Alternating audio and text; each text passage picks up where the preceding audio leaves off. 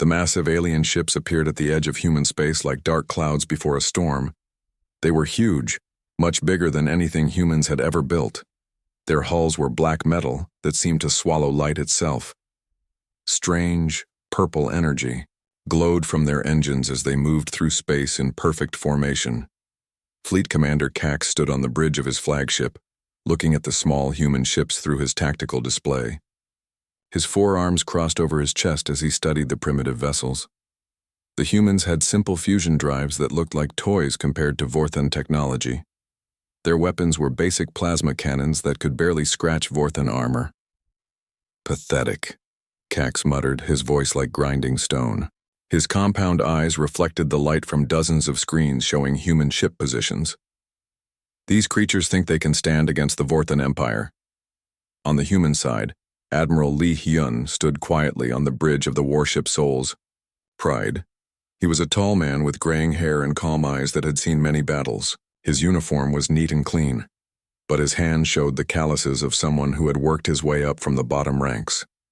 "Sir, we're detecting 47 enemy vessels," reported Lieutenant Kim Sola from her communication station. Her voice was steady, but her knuckles were white as she gripped her controls. "They're broadcasting on all frequencies." Captain Park Min-ho, Lee's second-in-command, stepped closer to the Admiral. "Their ships are 3 times the size of our largest cruiser. Energy readings are off the charts." Lee nodded slowly. He had expected this day for months. Deep space scouts had reported strange ships moving toward human territory. The diplomatic corps had tried to make contact, but received only silence in return. The main screen flickered to life, showing the alien commander. Cax was frightening to look at. His head was like a giant insect's, with multiple eyes that moved independently. Sharp mandibles clicked as he spoke. His skin was dark green and covered in natural armor plates. "Primitive species," Cax's voice boomed through the bridge speakers. Universal translators made his words understandable, but couldn't hide the contempt in his tone. "I am Fleet Commander Cax of the Vorthan Empire. Your territory now belongs to us. You will surrender your worlds and serve our empire, or you will be eliminated." The bridge went silent. Every human officer stared at the alien commander. Some had never seen an alien before, others had only heard stories from the outer colonies. Lee stepped forward, his boots clicking on the metal deck. "This is Admiral Lee Hyun of the Terran Colonial Defense Force. You are trespassing in human space. Withdraw your ships immediately and return to your own territory." Cax's laugh was like metal scraping against stone. "Your defiance amuses me, primitive one. We have conquered 47 different species across this galaxy. None lasted more than 3 battle cycles before surrendering completely. We are not like the others," Lee replied calmly. "All inferior species say that," Cax sneered. "Your ships are weak. Your weapons are outdated. Your technology is barely advanced enough for space travel. What makes you think you can resist the might of the Vorthan Empire?" "We'll show you," Lee said simply. Cax's mandibles clicked in what might have been laughter. "You have 1 day to consider surrender. After that, we will demonstrate why resistance is futile." The transmission ended. The bridge remained quiet for several long moments. "Orders, sir?"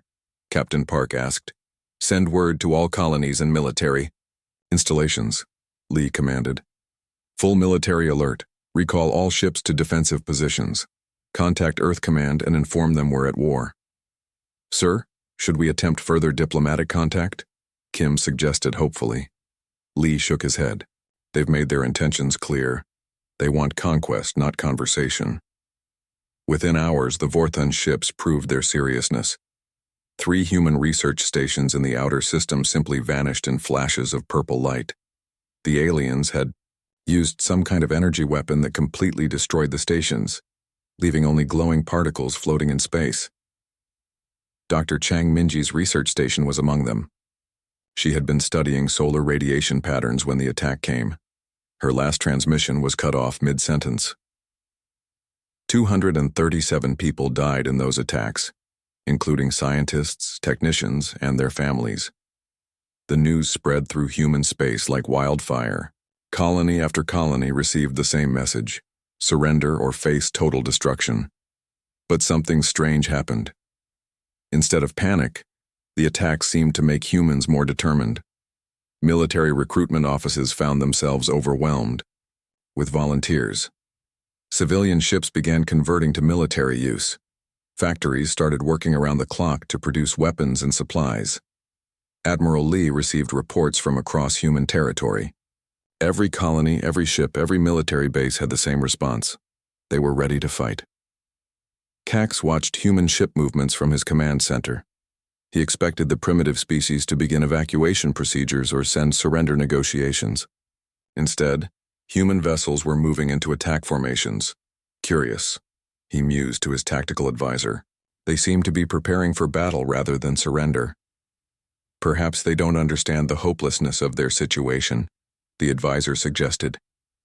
They will learn, Cax replied coldly. Begin the assault. The war was about to begin, and neither side truly understood what they were about to face. The Vorthan attack began at dawn, human time. Their massive warships moved into position like giant predators surrounding their prey. Purple energy beams lanced through space, striking human military bases with devastating power. Plasma cannons that could melt through solid steel turned defensive stations into clouds of glowing gas. Fleet Commander Cax watched the assault from his command chair, satisfied with the progress. This was how all conquests began.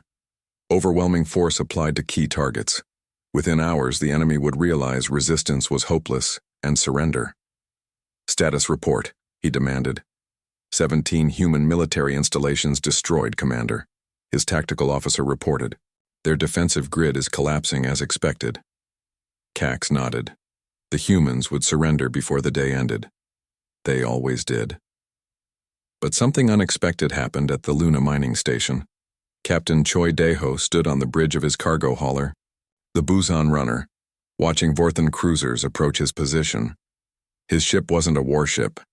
It was designed to haul ore from asteroid mines to processing plants. It had no weapons, no armor, no shields worth mentioning. Sir, we should evacuate, his engineer, Petty Officer Song Hana, urged.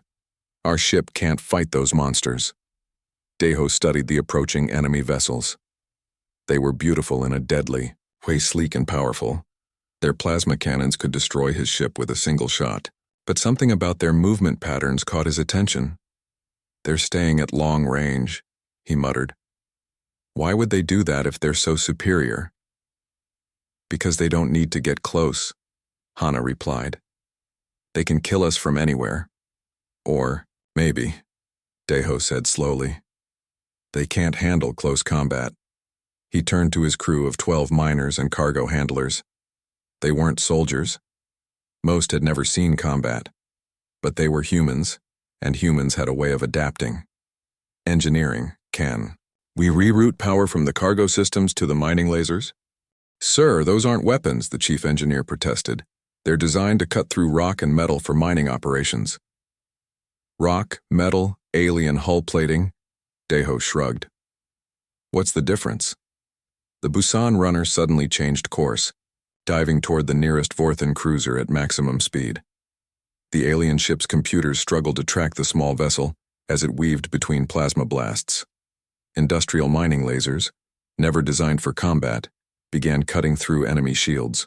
At point-blank range, the Vorthan cruiser's captain had never faced such tactics. His ship was built for long-range combat, not close-quarters fighting. The human vessel was too small and too fast for his main guns to target effectively. Impossible, he muttered as his shield generators overloaded. Similar scenes played out across the battlefield. Captain Nam Ji-hoon converted his medical transport into an electronic warfare platform, jamming Vorthan communications with modified hospital equipment. Colonel Bae Soo-young led a squadron of construction mechs armed with industrial plasma torches, turning maintenance robots into improvised war machines. The humans weren't fighting like any species the Vorthans had encountered.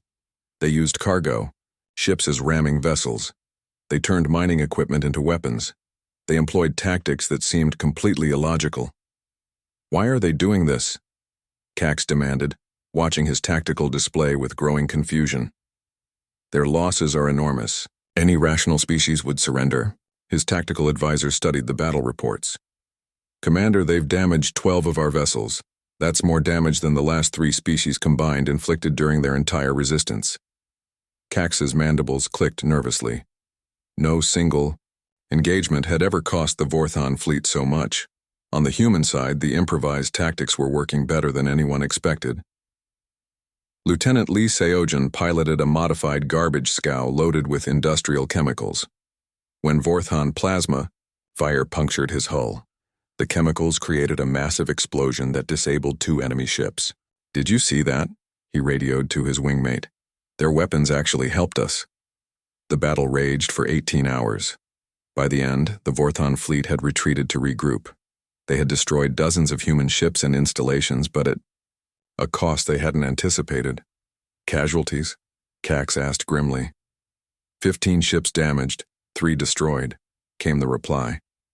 The humans fought with unusual determination. Cax studied the battle recordings. Human pilots had rammed their ships into Vorthon vessels rather than surrender. Cargo handlers had fought like elite soldiers. Even damaged human ships continued attacking until they were completely destroyed. "They chose death over capture," he observed. "Every single one." This was troubling. In all of Cax's conquests, enemy soldiers eventually surrendered when faced with certain death. Self-preservation was a universal instinct. Yet these humans seemed to lack that basic survival mechanism. Even more disturbing were the intercepted human communications. Instead of panic or despair, they contained technical discussions about improving their improvised weapons. They were learning from each engagement, adapting their tactics in real time. Dr. Yoon Min-jae's voice came through clearly on one recording. "The plasma conduits in that wreckage might be useful. If we can reverse engineer their power systems." The humans weren't just fighting. They were studying their enemies, stealing technology, improving their capabilities with each battle. Cax realized he was facing something unprecedented. These weren't primitive beings cowering before superior technology. They were adaptable, creative, and absolutely refused to accept defeat as an option. "Prepare for extended combat operations," he ordered his fleet. "This conquest may take longer than expected." What he didn't understand yet was that humans had only just begun to fight.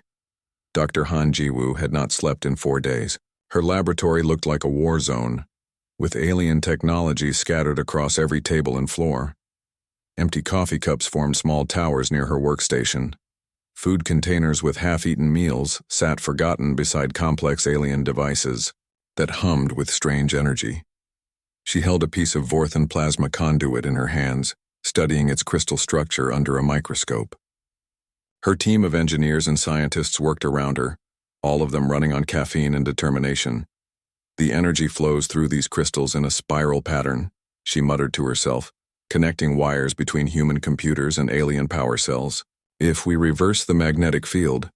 Sparks flew from the improvised device. Then it stabilized, glowing with purple energy that pulsed like a heartbeat. The power readings on her instruments went crazy, showing energy levels that should have been impossible with human technology. "It works," she whispered, then louder. "It works." Across the room, her assistant, Dr. Park Jong-yun, looked up from his own project. "What works?" "Their plasma technology. I can make it compatible with our power systems. We can build their weapons using our materials." Within hours, the first human-built Vorthon weapon was installed on a patrol ship. The test firing vaporized an asteroid the size of a city block. Meanwhile, on the occupied world of New Seoul, Colonel Yoon-taek coordinated resistance operations from a hidden bunker deep underground. The Vorthon occupation forces controlled the major cities, but they had no idea how to deal with a population that refused to cooperate. "Status report from all sectors," he requested through his encrypted communication system. "Sector 7 reporting," came a voice from the capital city. "Grandmother Kim's knitting circle successfully sabotaged 3 supply convoys this week. The aliens still think they're just harmless old ladies." "Sector 12 here," another voice added. "The Children's Football League delivered explosive devices to 7 communication towers. The Vorthons never suspect kids playing games." Yoon smiled grimly. The aliens expected military resistance from soldiers and bases. They didn't understand that every human civilian was a potential spy, saboteur, or fighter. 8-year-old Park Min-seo rode her bicycle through the occupied city, a backpack full of what looked like schoolbooks bouncing on her shoulders. Fourth-hand soldiers barely glanced at her as she pedaled past their checkpoints. They had learned that human children were harmless. What they didn't know was that her backpack contained explosive charges disguised as textbooks. She delivered them to resistance fighters hidden throughout the city, using bicycle routes that changed daily to avoid detection. "The big ugly bugs never watch kids," she reported to her handler, a teacher named Miss Choi. "They think we're too stupid to be dangerous." The Vorthan Occupation Commander Subcommander Vix studied casualty reports with growing frustration. His forces controlled all major military targets, yet attacks against his troops increased daily. Supply convoys disappeared without trace. Communication equipment exploded randomly. Even his heavily guarded bases suffered constant harassment. "How can primitives cause such problems?" he demanded of his intelligence officer. "Sir, our analysis suggests the attacks come from their military remnants hiding in remote areas. Then find them and destroy them." But the intelligence officer was wrong.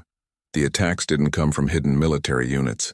They came from farmers who reported troop movements while working their fields, from shopkeepers who poisoned supplies sold to Vorthan forces, from doctors who treated resistance fighters while pretending to cooperate with occupation authorities. Captain Young Woo-sung ran a small medical clinic in occupied territory. During the day, he treated both human civilians and wounded Vorthan soldiers with equal professional care. At night, he used his medical knowledge to train resistance fighters in battlefield surgery and biological warfare. "Their anatomy is similar to Earth insects," he explained to a group of fighters gathered in his basement. "Their breathing system has weak points here and here. A small amount of the right chemical can disable them without killing." The resistance fighters took notes carefully. They weren't trying to massacre the occupiers. They wanted to make occupation so difficult and expensive that the aliens would give up and leave. Fleet Commander Cax received reports from all occupied worlds with growing alarm. Vorthan casualties were mounting steadily, not from major battles, but from thousands of small attacks. His forces controlled the planet's governments and military bases, but they couldn't control the populations. "The humans refuse to accept conquest," his chief advisor reported.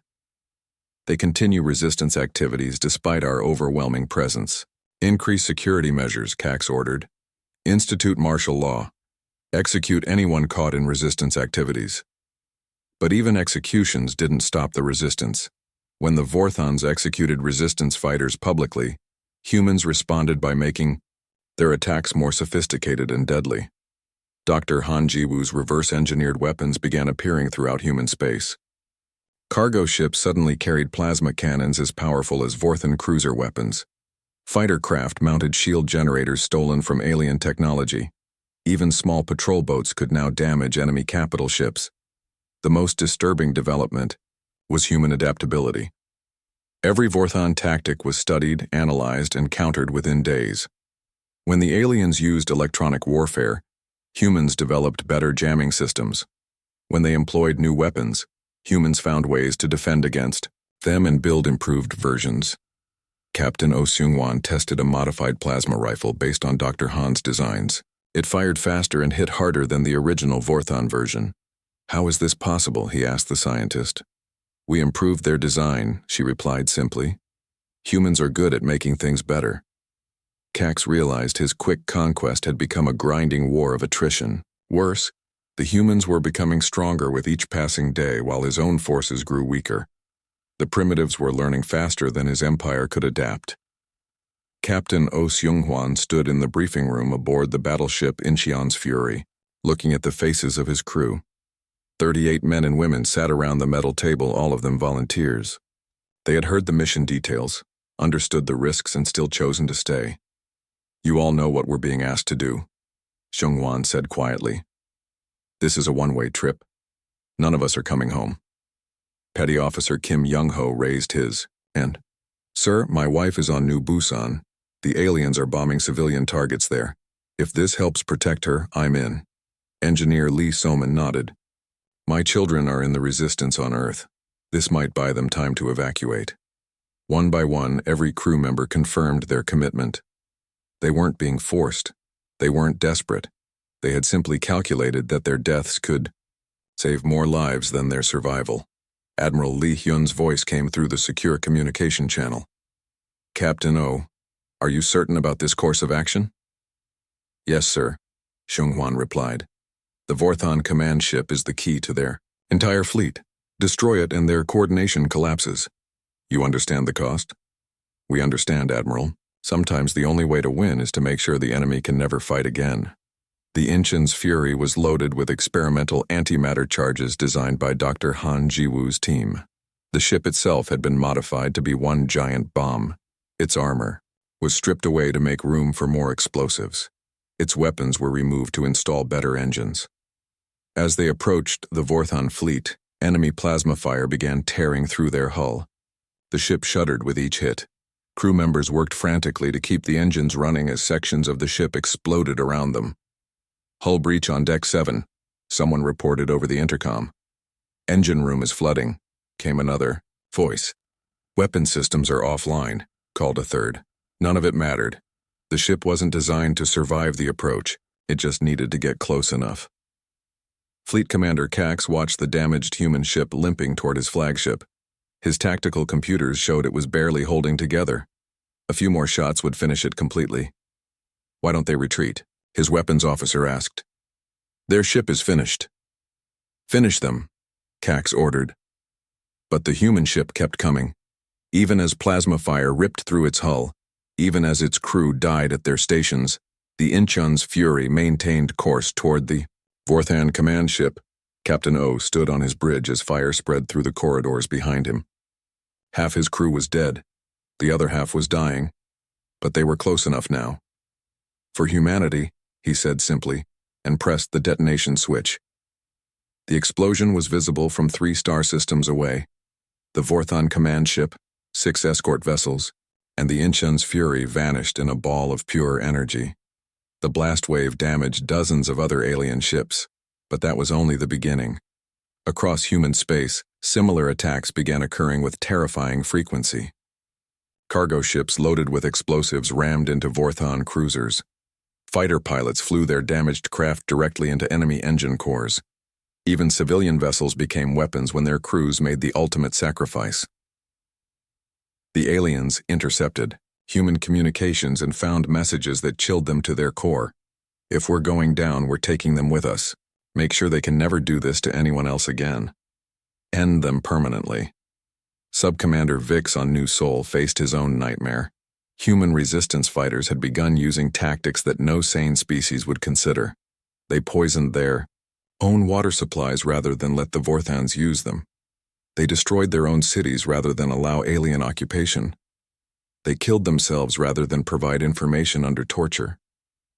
They're destroying everything of value on this planet, he reported to Fleet Command. They would rather live in ruins than submit to our rule. Surely they can be reasoned with, came the reply. No, sir, they cannot. Yesterday, a human child detonated explosives that killed herself and 5 of our soldiers. A child, sir. She was maybe 10 years old. The reports from other occupied worlds were equally disturbing. Humans didn't just resist occupation. They made it impossible. They turned their own infrastructure into weapons. They used their knowledge of local conditions to create endless problems for occupying forces. Dr. Chang Minsu, a civilian engineer, had booby-trapped an entire power plant before the Vorthons arrived. When they tried to restore power to the occupied city, the explosions destroyed not only the plant but 3 city blocks around it. His recorded message was found later. Better to live in darkness as free humans than in light as alien slaves. What horrified the Vorthons most was the systematic nature of human warfare. This wasn't random violence or desperate last stands. Every human sacrifice was calculated to inflict maximum damage on alien forces while ensuring the enemy could never recover. Commander Cax studied battle reports from his damaged flagship. In 6 months of fighting, the Vorthon Empire had lost more ships than in the previous 50 years of conquest. Worse, The humans were capturing alien technology and improving it at an impossible rate. They don't fight like any species we've encountered, his chief tactical advisor reported. They don't seek victory in individual battles, they seek the complete destruction of our ability to wage war. What do you mean? Sir, they're not trying to defeat us. They're trying to eliminate us entirely. Cax realized with growing horror that he was facing an enemy that didn't understand the concept of limited warfare. To humans, war wasn't a political tool or territorial dispute. It was a problem to be solved permanently. They fought not just to win, but to ensure their enemies could never threaten anyone again. Admiral Lee Hyun walked slowly through the corridors of the captured Vorthan flagship. His boots echoed against the alien metal floors with each step. The ship was massive, much larger than any human vessel, but it felt empty now. Most of the crew was dead or wounded. The survivors sat in detention areas, their multiple eyes staring at nothing. The war was over. It had taken 18 months, but humanity had achieved what seemed impossible. The mighty Vorthan Empire, conqueror of 47 worlds, had been completely defeated. Lee entered the command center where Fleet Commander Cax waited. The alien leader looked nothing like the proud warrior who had demanded human surrender so long ago. His natural armor was cracked and scarred. One of his 4 arms hung useless at his side. His compound eyes had lost their fierce glow. "Your empire is finished," Lee stated simply, his voice carrying no emotion. "Your fleets are destroyed. Your military worlds are under our control. Your government has surrendered unconditionally." Cax's mandibles trembled as he spoke. "How is this possible? We possessed superior technology. Our ships were larger, our weapons more powerful. We outnumbered you 3-1. Numbers and technology aren't everything," Lee replied. "Then what? What made the difference?" Lee was quiet for a long moment, thinking about all the battles, all the sacrifices, all the brilliant and terrible things humans had done to win this war. "You made a fundamental error in judgment," he finally said. "You assumed we would fight like you do, with limited objectives, acceptable losses, and negotiated endings." Cax's remaining good arm gestured weakly. "How else does one conduct warfare? Civilized species fight until one side gains advantage, then negotiate terms. Both sides preserve their core territories and populations." "That's not how humans fight," Lee said coldly. "We learned something a long time ago, Commander. Some wars can only end one way." "What way?" "With the complete inability of the aggressor to ever threaten anyone again." The words hung in the air like a death sentence. Cax understood now why. Human tactics had seemed so alien, so terrifying. They hadn't been fighting a war in the traditional sense, they had been solving a problem.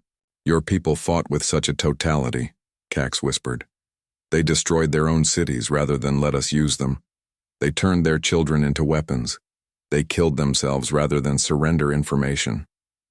"We did what was necessary," Lee replied without apology.